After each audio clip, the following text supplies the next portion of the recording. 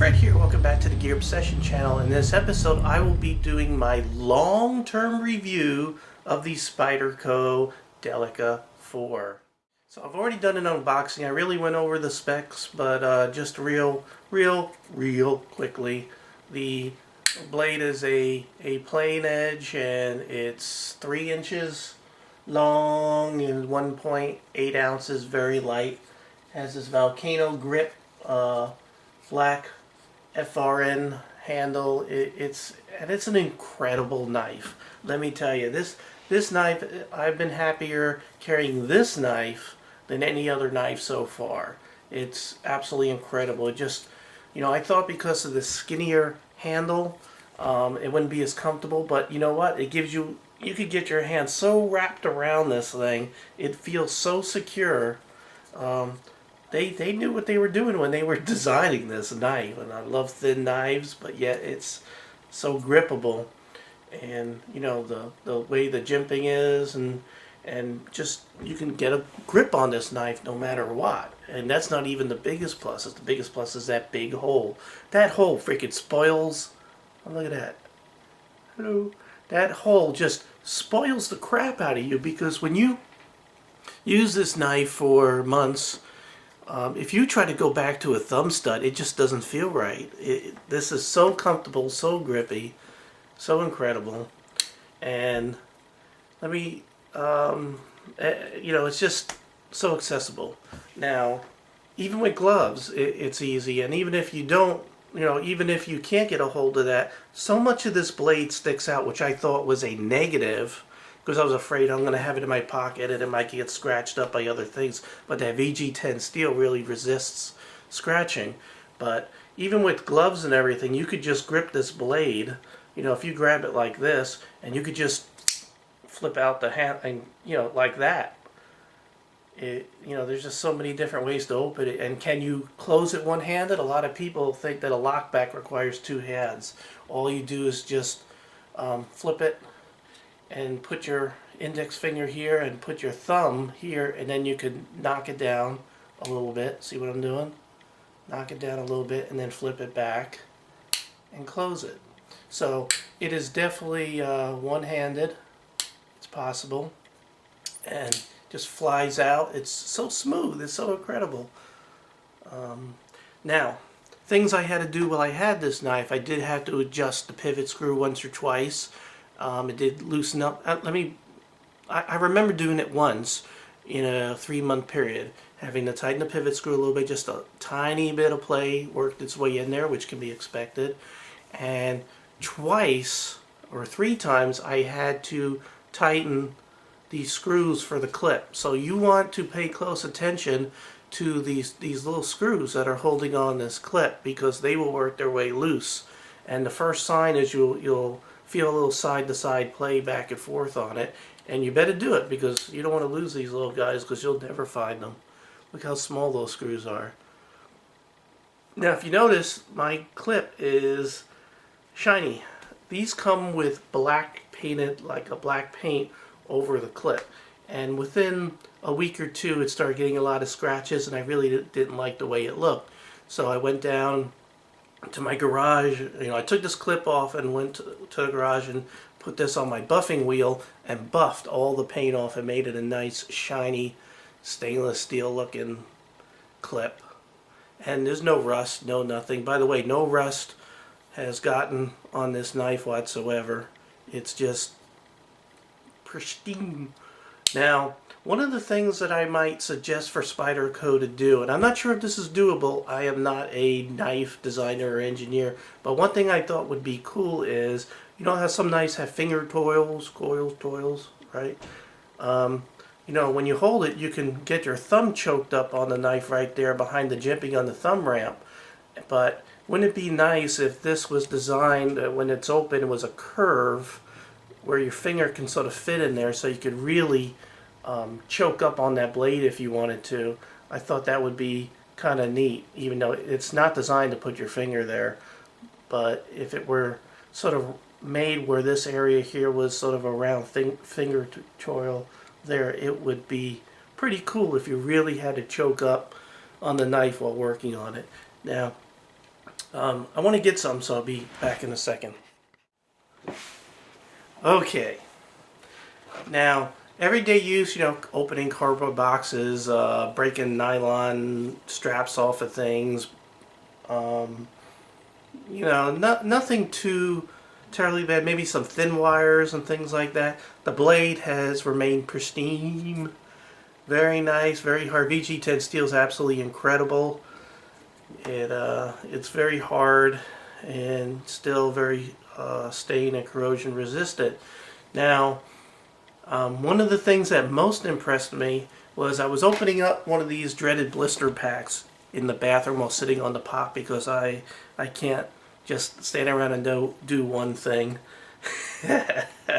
But this toilet paper holder was sort of next to me on the toilet, and my hand slipped with the knife, and as a good safe person, I try to cut away from myself when slicing through things, but it sort of popped and let go, and my blade hit the side of this toilet paper holder, which is metal. This is not plastic. This is steel, and I'm not sure if you can see that gash, but see that gash there on the side there? This took a serious hit. Took a serious gash there, but the blade, not even a slightest little chip, scratch, or anything.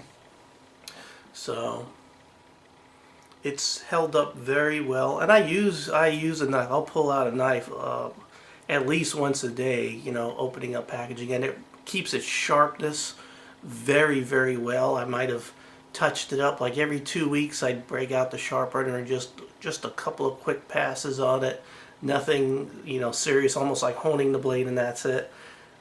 It has retained its sharpness. Now, I haven't sharpened this for weeks, and you can see it. There we go. Now let's do that again. Well, maybe it does need a little sharpening. It did make one or two quick slices, so it's been quite a few weeks before, and I usually touch it up and usually has no problem cutting paper. So I'll tell you what, I'm going to show you how I sort of touch up. I get my little Smith's sharpener and I do a couple of passes really quick.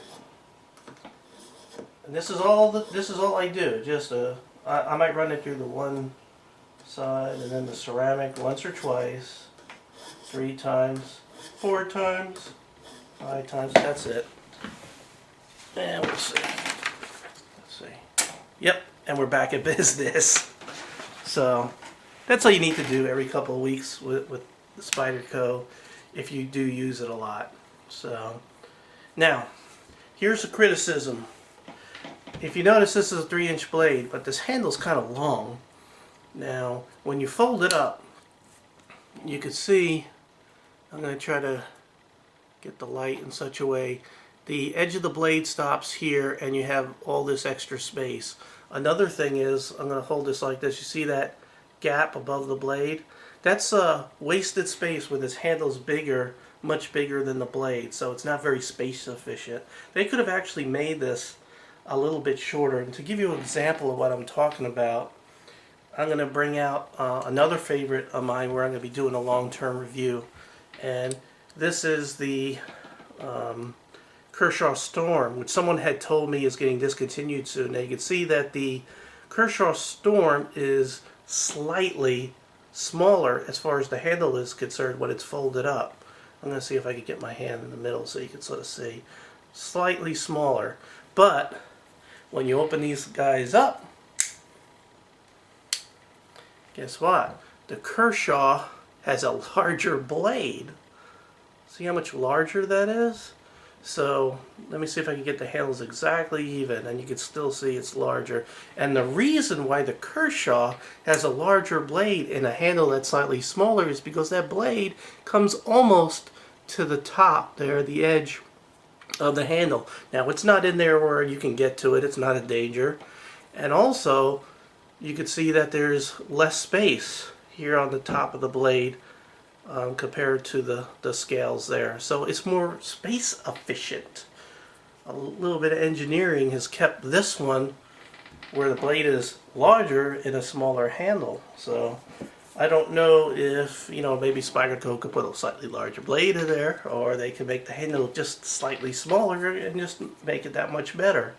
They've constantly improved on this. I think the last edition they added in the steel liners in there, but you keep on making things better. You got to keep up with the competition if you want to stay in business these days. So this is my long-term review on the Spyderco Delica 4. I'm going to miss this. I'm going to put it away and start carrying the knife that I just got done reviewing, which is the Leatherman. And I'm going to feel like I'm missing a friend here by not having that Spyderco, because I was very happy with this. I rate this. Now I have to leave room for something better, so I'm going to rate this a 9 out of 10 for long term. But I'm going to miss it. I think Spyderco should again try to make a slightly more efficient handle there, and also maybe just make these stainless steel, these clips. I know that aftermarket you can buy some of these.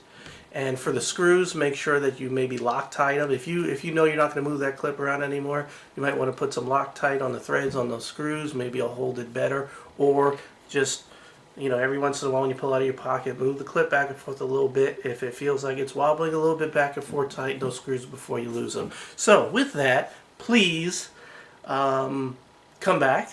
Thank you for stopping by the Gear Obsession channel. Friends, subscribers, and viewers, I hope you have a great day.